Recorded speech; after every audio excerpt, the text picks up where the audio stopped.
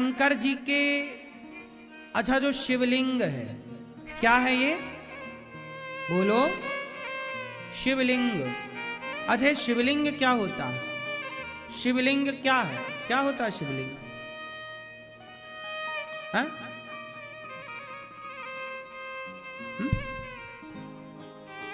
आस्था का स्वरूप। किसकी आस्था का स्वरूप? किसका स्वरूप है ये? तो इसे लिंग क्यों कहा जाता? शिवलिंग।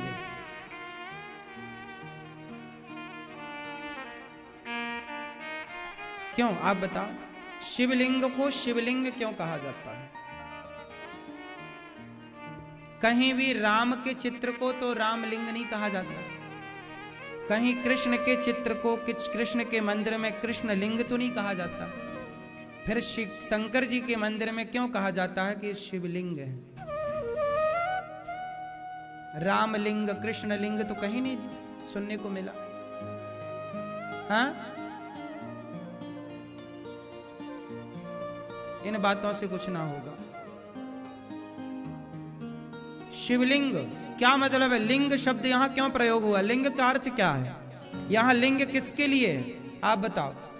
हाँ, लिंग का अर्थ बताओ, क्या होता है लिंग? किसे कहते हैं लिंग? है झंडा?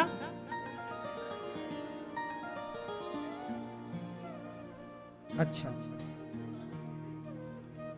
शिवलिंग का अर्थ है जैसे लिंग स्त्रीलिंग, पुरलिंग, क्या होता है? नपुंसक लिंग।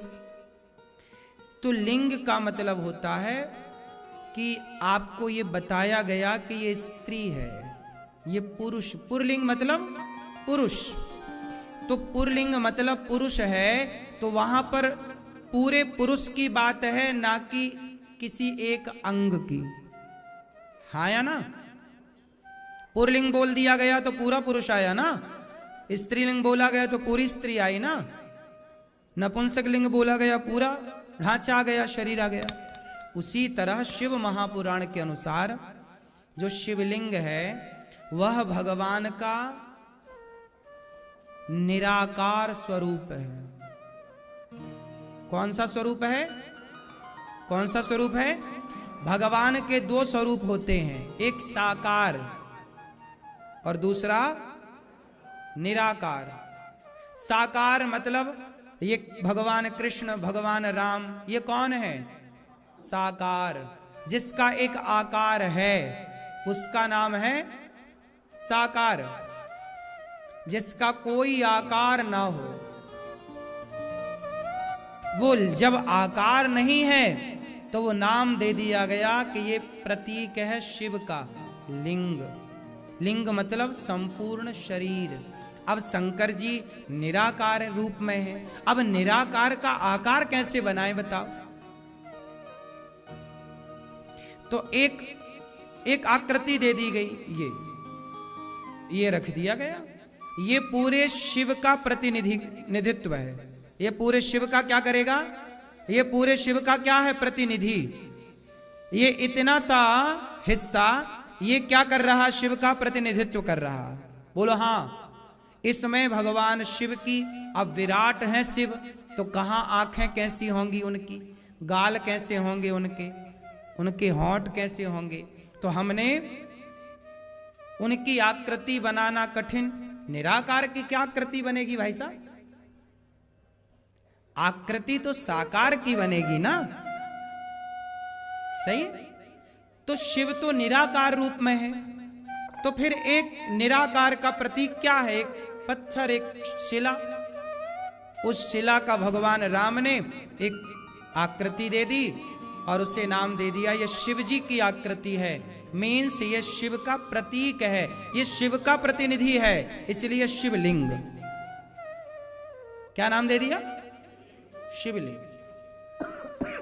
लिंग मतलब यहां पर योनि भाग नहीं है, लिंग मतलब भगवान शिव संपूर्ण शिव है। चूंकि शिव निराकार है, हमारे यहां भगवान की दो परंपराएं हैं, एक साकार परंपरा और एक निरा। भगवान सगुण ही अगुण ही नहीं कछु भेदा। साकार और निराकार दोनों है। जरूरत पड़ने पर हमारे भगवान साकार हो जाते हैं और जरूरत पड़ने पर हमारे भगवान हमारे भगवान का नाम है कर्तुम अकर्तुम अन्यथा कर्तुम सर्व सामर्थ। हमारे भगवान परम शक्तिशाली है। क्या है? बोलो, परम शक्तिशाली शक्ति। अब कुछ लोग कहते हैं कि भगवान जब निराकार है तो साकार कैसे हो सकता है? अरे पागल, वो भगवान जब परम शक्तिशाली है तो वो भगवान शक्तिशाली है, तो शक्तिशाली का मतलब ही है कि वो जब चाहे निराकार हो जाए और जब चाहे साकार हो जाए। यदि वो साकार नहीं हो सका तो परम शक्तिशाली कैसे हुआ? परम शक्तिशाली तो तब हुआ ना जब वो बड़ा बन जाए और अड़ोर अणियान महतो महियान। हनुमान जी लंका गए तो छोटे बनकर गए। सीता मां बोली तुम कौन हो? तुम तो छोटे से हो हनुमान, क्या तुम्हारी तरह छोटे छोटे बंदर हैं? यदि ऐसे बंदर हुए तो रावण तो खा जाएगा। तब हनुमान जी ने क्या किया? भयऊ पर्वता कार शरीरा। हनुमान जी इतने बड़े हो, सीता मैया ऐसे देख रही, इतने बड़े हनुमान जी। अब बताओ, हनुमान जी के अंदर क्या है? परम शक्ति है। क्या है? परम मतलब परम शब्द जहां जुड़ गया ना, उससे अधिक कुछ नहीं। सबसे अधिक का परम नाम है। अधिक की अधिकता और अधिकता, जिसके बाद कुछ ना रहो, अंत, उसका नाम क्या है? परम शब्द जोड़ दिया गया। परम मतलब हनुमान जी बड़े बन गए ना, लेकिन हनुमान जी क्या भी बनते हैं? मसक समान रूप कपिधरी अति लघु रूप पवन सुतलीना। हनुमान जी क्या बन गए? छोटे से क्या बन गए? बोलो मेरी मां। हनुमान जी क्या बन गए? और क्या बन गए? बड़े। जब बड़े की जरूरत पड़ी तो भगवान का भक्त छोटा बड़ा हो सकता है, तो हमारे भगवान क्या निराकार से साकार नहीं हो सकते? बोलो,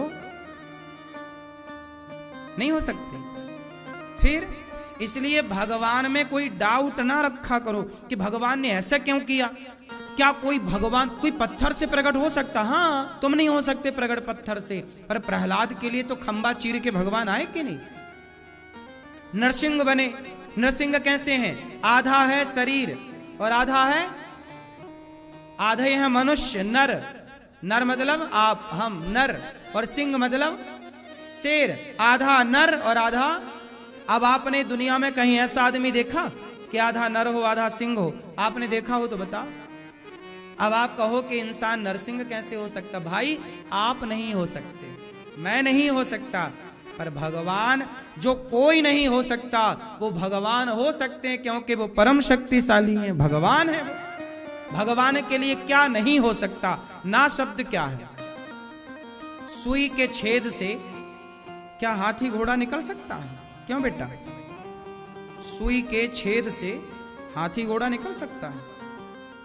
आप बताओ, आप बताओ, आप बताओ, आप आप बताओ मैया, आप बताओ। हरे काहे नहीं निकल सकता? जब इतना सा मुंह खोलकर श्याम सुंदर ने मैया यशोदा को इतने से मुंह में पूरा ब्रह्मांड दिखा दिया, नहीं दिखा दिया? जिनके इतने से मुख में पूरा ब्रह्मांड दिख गया, जिनके बल पर हनुमान जी प्रभु मुद्रिका मेली मुख माही जलधि लांघ गए अचरज। हाँ, हनुमान जी ने समुद्र को छलांग लगाकर पार कर दिया। जिनके बल पर समुद्र को छलांग लगा के पार कर लिया हनुमान जी ने, वो भगवान चाहें, जिनके मुंह में इतना ब्रह्मांड समाया, वो भगवान चाहें तो सुई के छेद से हाथी घोड़ा नहीं, पूरी ऐसी पृथ्वियां निकाल दें तो कोई आश्चर्य नहीं। भगवान के लिए क्या संभव है? आप नहीं निकाल सकते। लेकिन हम बात किसकी कर रहे हैं? भगवान की। और आपने क्या बोला? नहीं, सुई के छेद से हाथी घोड़ा नहीं निकल सकता। तुम्हें तो विश्वास ही नहीं है भगवान पर। नहीं निकल सकता महाराज जी। भगवान पर विश्वास रखना पड़ता है मेरी मां। विश्वासो ही फलदायका। अपने भगवान पर विश्वास रखो कि मेरा भगवान कुछ भी कर सकता है। द्रौपदी के कपड़े उतारे गए, बुलाया तो भगवान तुरंत कपड़े बनकर खींचने लग गए। साड़ी इतनी खींची कि साड़ी का ढेर लग गया, पता ही नहीं लगा साड़ी कहां से आई। अब बताओ, बढ़ी ना साड़ी। फिर अब आप कहो नहीं ऐसा नहीं हो सकता। आजकल यही तो है। आज के नौजवान जो लड़का लड़कियां हैं ना, साइंस की एक पुस्तक पढ़ लेते हैं, उन्हें लगता नहीं ऐसा तो हो ही नहीं सकता, साइंस कहता है ऐसा। अरे साइंस नहीं कहता, साइंस जो कहता है, साइंस अलग है, आध्यात्म अलग है। साइंस की शक्ति अलग है, ईश्वर की शक्ति अलग है। क्यों जी? साइंस का एक अलग काम है और भगवान का एक अलग काम है। जो काम भगवान कर सकते हैं, क्या वो काम साइंस कर सकता है? साइंस कर सकता तो बताओ फिर वैज्ञानिक आंख काहे नहीं बना लेते? फिर आदमी अंधा है तो निकालो उसकी पुरानी आंख, नई आंख डाल दो। साइंस सब कर लेता तो अंधा कोई क्यों है? फिर लगाए आंख। क्यों साहब? फिर काहे चश्मा पहने घूम रहे हो? नई आंखें लो ना, विज्ञान के पास होगी, डाले तुम्हारी नई आंख। साइंस सब कुछ कर लेता तो तुम बूढ़े काहे हो गए? बालों में तुम डाई पोतते घूम रहे हो। वैज्ञानिकों से मिलके हो जाते तुम्हारे बाल बिल्कुल जवानों की तरह। फिर तुम बूढ़े काहे हो गए? विज्ञान है तो फिर तुम बूढ़े क्यों हो गए साहब? जवान रहो ना सदा। विज्ञान सब कर रहा है तो फिर कोई बूढ़ा क्यों हो रहा है भाई? रोको बूढ़ा होने से। क्यों जी? मतलब विज्ञान जो नहीं कर पाएगा, कभी नहीं कर पाएगा, वो ईश्वर कर रहे हैं कि नहीं? बोलो हां कि ना? विज्ञान तरक्की अपने विषयों में करता रहेगा, भगवान के विषयों में कभी विज्ञान हाथ नहीं डाल सकता। क्यों जी? उपचार इलाज तो सदा से रहा आयुर्वेद में, आज डॉक्टर वही कर रहे हैं। मेडिकल साइंस में उपचार होता सब प्रकार का, लेकिन विज्ञान कहे नहीं जी मैं तुम्हें मरने नहीं दूंगा, तुम्हें अमर बना दूंगा। तो बताओ टाटा जी काहे चले गए? सारे वैज्ञानिकों को खरीदना लेते, बनाओ ऐसी दवाई में मरू ना। फिर काहे चले गए? इसलिए आज के लड़कों को समझाओ कि बेटा विज्ञान अपनी जगह सही है, पर ईश्वर से जोर किसी का चला है? इतने बड़े बड़े वैज्ञानिक थे तो आइंस्टीन इत्यादि काहे मर गए? तुम तो खुद वैज्ञानिक थे, काहे मर गए? फिर बन जाते अमर। इसका मतलब है वैज्ञानिकों का अपना काम है, सही है उनका काम, गलत नहीं है, पर आप ना ईश्वर से अपनी तुलना ना करने लग जाना कि जी अपनिच भगवान है। विज्ञान विज्ञान है, साइंस साइंस है, और ईश्वर ईश्वर है। क्या ईश्वर की बराबरी कोई कर सकता है? तुम 4 आविष्कार कर लो तो कहने लग जाओ ईश्वर की क्या जरूरत? तो आविष्कार जिनने किए वो मर काहे गए भैया बताओ? काहे मर गए? फिर तुम अमर हो जाते तो हम मान लेते कि तुम ही भगवान हो, फिर भगवान की क्या जरूरत थी? हम तुम्हें ही मानते भगवान। भगवान भगवान है, इसलिए नास्तिक ना बनो साहब। आजकल के लड़के ना भगवान को नहीं मानते। अरे भगवान भगवान कुछ नहीं होता। हाँ, बिना हुए तुम्हारा बाप पैदा हो गए और तुम पैदा हो गए।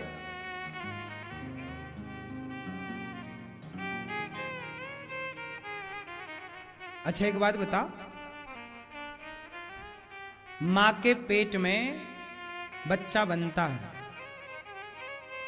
बनता है? उसकी आंखें, उसके हाथ पांव कौन लाके लगाता? वैज्ञानिक लगाते हैं। कौन लगाता है पेट में? फिर इसलिए साइंस को आप बिल्कुल, मैं भी विज्ञान का प्रयोग करता हूं। विज्ञान का प्रयोग करने का अर्थ ये है कि आपको आज की तकनीक, आज की जरूरतें, विज्ञान के आधार पे आप किसानी करोगे तो ज्यादा तरक्की करोगे। भाई विज्ञान आया तो किसानों की तरक्की डबल हो गई। विज्ञान आया, आपकी यात्रा कम टाइम पर ज्यादा हो गई। विज्ञान आया, आप यहां से अमेरिका कनेक्ट हो गए मोबाइल के द्वारा। तो विज्ञान ने आपको और सरल बना दिया है, जिंदगानी और क्या हो गई है, सरल हो गई है कुछ मामलों में। लेकिन इसका मतलब ये नहीं है कि तुम अब भगवान को छोड़ो और यही कहो नहीं जी भगवान भगवान कुछ नहीं है, टेक्नोलॉजी ही सब कुछ है। पागल ना बनो। क्यों बेटा, सही है, टेक्नोलॉजी ही सब कुछ है कि ईश्वर ही कुछ है। हाँ, तो भगवान साकार भी और निराकार भी हो सकते हैं। वही भगवान शिव का परिवार माता पार्वती, भगवान शिवलिंग, लिंग मतलब योनि भाग नहीं, लिंग मतलब भगवान शिव का पूरा स्वरूप, यही है शिवलिंग। क्या है, शिवलिंग, वो शिव है साक्षात। शंकर जी के मंदिर में और कौन है, माता पार्वती। पार्वती कौन है, शक्ति। शक्ति के बिना शिव नहीं है, शिव के बिना शक्ति नहीं है। अच्छा, शंकर जी के मंदिर में कौन है, गणेश जी। गणेश जी कौन है, गणेश जी का वाहन क्या है, चूहा। और गणेश जी चूहे पर बैठकर चलते हैं। क्यों गणेश जी चूहे पर काहे बैठते हैं, बताओ, आप बताओ। गणेश जी चूहे पे काहे बैठते हैं, चूहा मर नहीं जाएगा गणेश जी बैठेंगे उसके ऊपर तो है? चूहे की सवारी है, यही तो पूछ रहे काहे है, चूहे की सवारी है। हाँ, आगे आप बता। हाँ चूहे पर क्यों बैठते, यही तो पूछ रहे हैं, आप बताओ। क्या, किसका प्रतीक है चूहा, किसका प्रतीक है चूहा। चूहा और गणेश जी का क्या कॉम्बिनेशन है समझो। गणेश जी हैं बुद्धि के देवता, गणेश जी बुद्धि के प्रतीक हैं। कौन है गणेश जी, और चूहा है तर्क का प्रतीक। तर्क कुतरता रहता है, तर्क जानते हो, तर्क, ये है तो ऐसा क्यों, वो है तो वैसा क्यों, ये तर्क है। हमेशा बुद्धि किस पर सवार होती है, बुद्धि किस पर सवार होती है, हमेशा तर्क पर ही सवार होती है बुद्धि। तो गणेश जी चूहे पर सवार हैं, मतलब ये हुआ कि बुद्धि हमेशा तर्क पर। जो बच्चा अपने मास्टर से बहुत सारे तर्क करता है, मीन्स रॉन्ग क्वेश्चन करता है, क्रॉस क्वेश्चन, ये क्यों, ऐसा तो ऐसा क्यों, ऐसा तो ऐसा क्यों, यही तर्क है। यदि बच्चा प्रश्न ना करे टीचर से तो बच्चा बुद्धू रह जाएगा, और बच्चा जितना प्रश्न करेगा उतना बुद्धिमान, उसका प्रमाण है, तर्क कर रहा है मतलब बुद्धिमान है। तो बुद्धि हमेशा किस पर सवार होती है, तर्क करने वाला बच्चा ही बुद्धिमान होगा, वरना बोधा होगा, बूझते नहीं है कुछ। इसलिए आप प्रश्न किया करो, इसलिए हम प्रश्नोत्तरी करते कि आप प्रश्न करो। प्रश्न करने से आपका ज्ञान बढ़ता है। हाँ, तर्क करने से बुद्धि बढ़ती है, इसलिए तर्क पर बुद्धि सवार है, ऐसा है। शंकर जी के द्वार पर कौन बैठा है, नंदी। नंदी किसका प्रतीक है, क्यों मैया, भैया आप बताओ, नंदी किसका प्रतीक है, चश्मा वाली भैया, बैठे बैठे हैं, बैल, बैल, नंदी बैल ही तो है। बैल किसका प्रतीक है, बैल, चलो है, शांति का, शांति, क्या, सादी, सादगी। नंदी जो बैल है हमारे नंदी महाराज हैं, ये नंदी धर्म का प्रतीक है। किसका प्रतीक है? इसलिए शंकर जी के मंदिर में नंदी जब बैठते हैं तो कितने पांव नंदी के बाहर होते हैं और कितने भीतर? कितने बाहर हैं? नंदी को ध्यान से देखना, शिव जी के मंदिर में एक पांव बाहर होता है नंदी का और 3 पांव मुड़े हुए अंदर की ओर। ये 3 पांव नंदी के टूटे हुए हैं, एक पांव है नंदी का। तो धर्म के 4 चरण होते हैं। धर्म के कितने पांव? सत्य, दया, दान, तप। जिसमें कलयुग में, सतयुग, त्रेता, द्वापर में तो सत्य, दया, दान, तप चारों पांव थे, नंदी चारों पांव से खड़ा था। पर कलयुग में नंदी के मतलब धर्म के 3 पांव टूट चुके। सत्य टूट गया, अब सत्य तो नहीं ही है, ना के बराबर। सत्य कहां कोई बोल रहा? सत्य। दया, अब दया नहीं है। दया होती तो लोग जीव हत्या अपने स्वाद के लिए क्यों करते? अच्छा एक बात बताओ, मांस खाना सही है? आप मांस खाते हो? अंडा, मछली, मुर्गी, बकरा, बकरी? कुछ लोग कहते हैं कि जी मांस खाओ या गेहूं अनाज खाओ, क्या अंतर है? सब में तो जान है। सुनो, ये बताओ कि ईश्वर ने आपको और हमारी जो रचना की है, वो रचना शाकाहारी है कि मांसाहारी है? हम मांसाहारी हैं जन्मजात या शाकाहारी हैं जन्मजात? बोलो। तो फिर ये लोग मांस क्यों खाते हैं?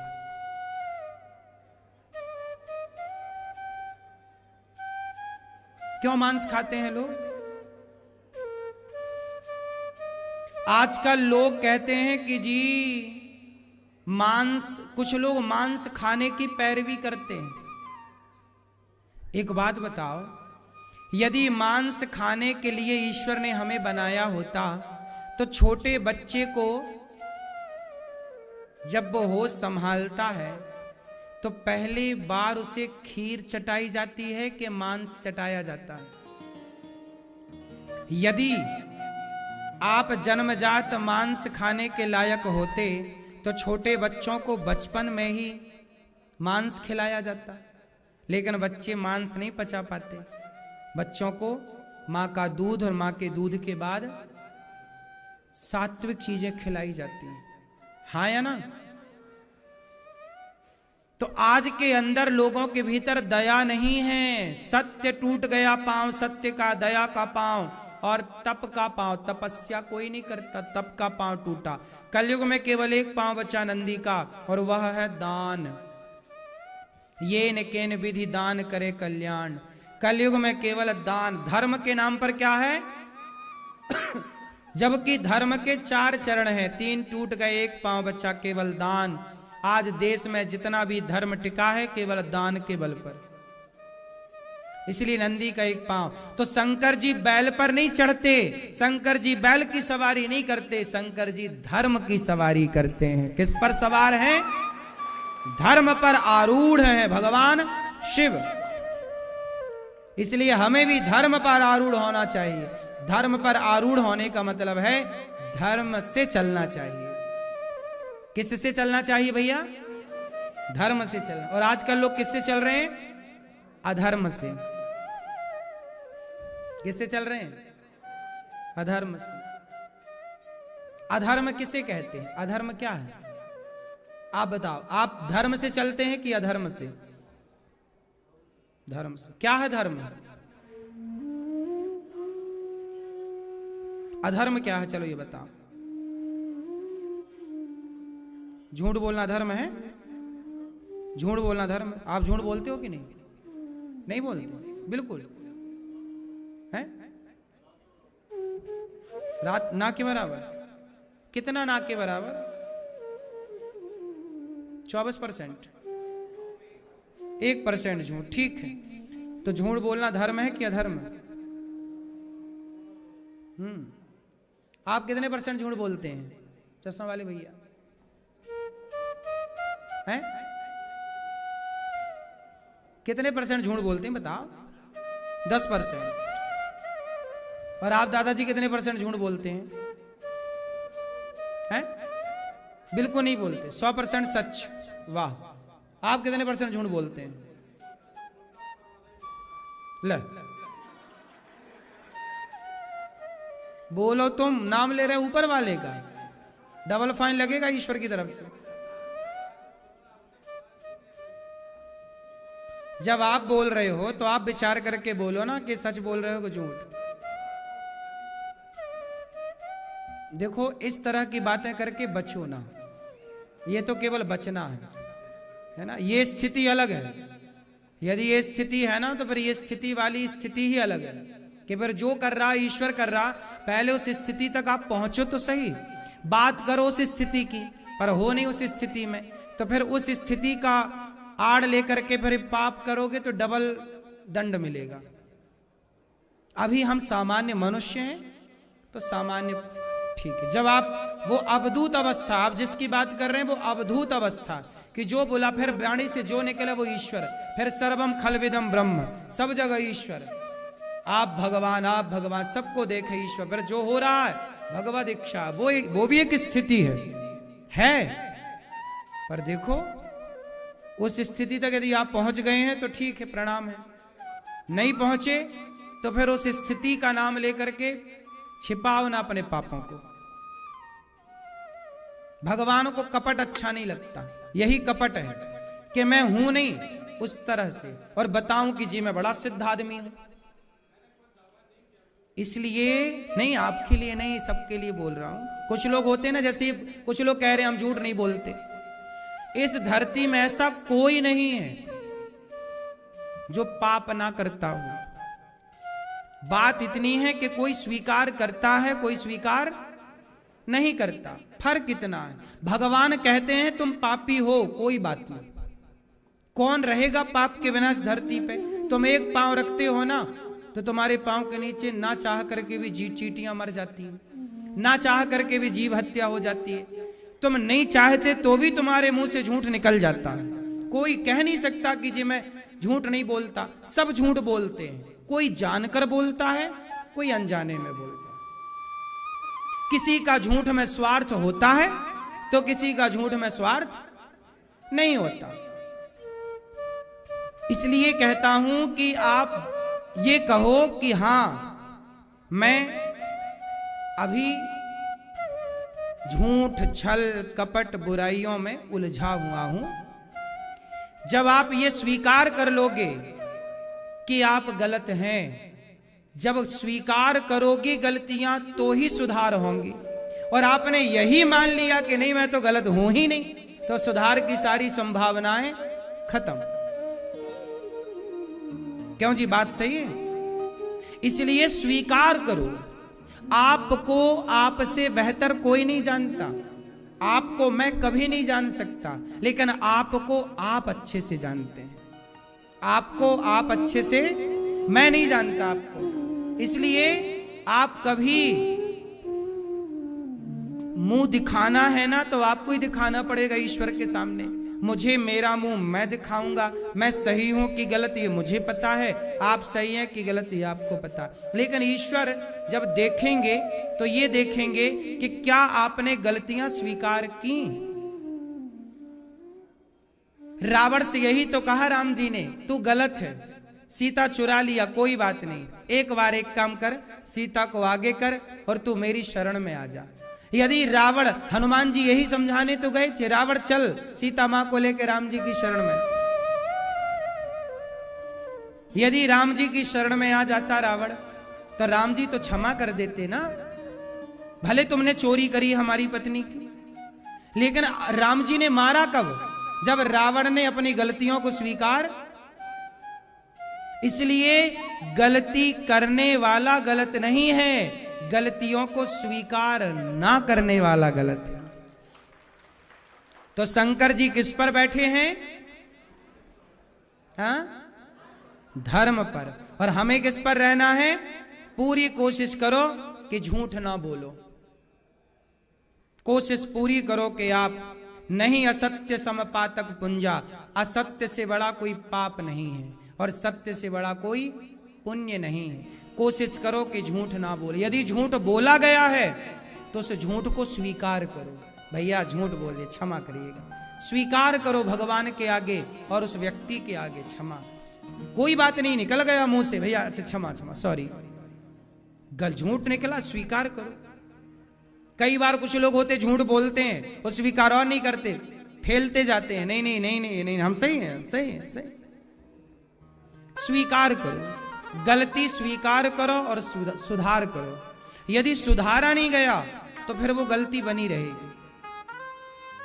तो आपके भीतर, हमारे भीतर गलतियां हैं, हम स्वीकार करते हैं। मैं भी गलतियां करता हूं, बिल्कुल स्वीकार करता हूं, सुधार भी करता हूं। तो असत्य कभी नहीं बोलना चाहिए, सदा दान करना चाहिए, सदा सबका भला करना चाहिए। शंकर जी शिव पर बैठकर यही समझा रहे हैं कि मनुष्य, राम जी जय श्री राधे राधे। पकड़ लो हाथ बनवारी, नहीं तो डूब जाएंगे। पकड़ लो हाथ बनवारी, नहीं तो डूब जाएंगे। हमारा कुछ ना बिगड़ेगा, तुम्हारी लाज जाएगी। हमारा कुछ ना बिगड़ेगा, तुम्हारी लाज जाएगी। धरी है पाप की गठरी, हमारे सर पे ये भारी। धरी है पाप की गठरी, हमारे सर पे ये भारी। धरी भजन पापों का है भारी, इसे कैसे उठाएंगे। भजन पापों का भारी, इसे कैसे उठाएंगे। पकड़ लो हाथ बनवारी, नहीं तो डूब जाएंगे। हमारा कुछ ना बिगड़ेगा, तुम्हारी लाज जाएगी। हमारा कुछ ना बिगड़ेगा, तुम्हारी लाज जाएगी। पकड़ लो हाथ बनवारी, नहीं तो डूब जाएंगे। फंसी है भंवर में नैया, प्रभु अब डूब जाएगी। फंसी है भंवर में नैया, प्रभु अब डूब जाएगी। खिवैया आप बन जाओ, तो बेड़ा पार हो जाए।